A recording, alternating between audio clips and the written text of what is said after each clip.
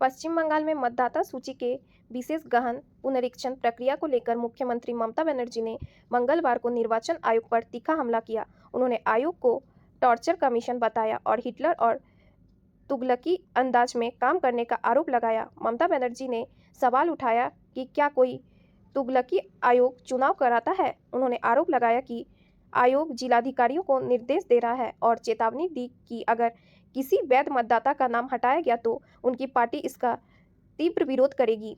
मुख्यमंत्री ममता बनर्जी ने कहा कि उनकी सरकार निष्पक्ष एसआईआर प्रक्रिया में निर्वाचन आयोग को पूरा सहयोग देगी, लेकिन किसी भी तरह की मनमानी बर्दाश्त नहीं की जाएगी। उन्होंने कहा कि वह आयोग के सभी लोगों को दोषी नहीं ठहरा रही, बल्कि एक व्यक्ति को जिम्मेदार मानती है और जनता के हित में जेल जाने या किसी भी कुर्बानी के लिए तैयार है। ममता बनर्जी ने कहा, मैं पीछे नहीं हटूंगी। अगर कुछ लोग 420 है तो मैं 440 वोल्ट हूँ।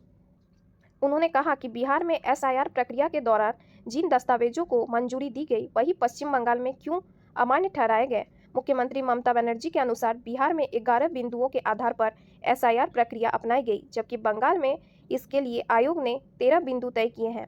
उन्होंने पूछा कि बिहार में सक्षम प्राधिकारी द्वारा तैयार फैमिली रजिस्टर को स्वीकार किया गया तो बंगाल में उसे क्यों नहीं माना गया।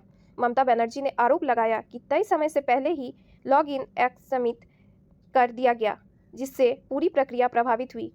एईआरओ अधिकारियों के निलंबन पर सवाल उठाते हुए उन्होंने कहा कि निलंबित अधिकारियों को अपना पक्ष रखने का अवसर नहीं दिया गया, जो पूरी तरह तुगलकी फैसला है। बंगाल के मुख्यमंत्री ने दावा किया कि पूरी एसआईआर प्रक्रिया अवैध है और उन्होंने अपने राजनीतिक जीवन में कभी ऐसा तुगलकी आयोग नहीं देखा। पिछले 24 वर्षों में एसआईआर को क्यों लागू नहीं किया गया।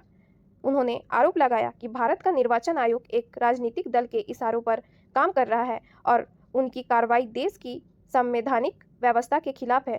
बंगाल के मुख्यमंत्री ने यह भी आरोप लगाया कि निर्वाचन आयोग अल्पसंख्यकों, ओवैसी, आदिवासियों और राजवंशी समुदाय को निशाना बना रहा है।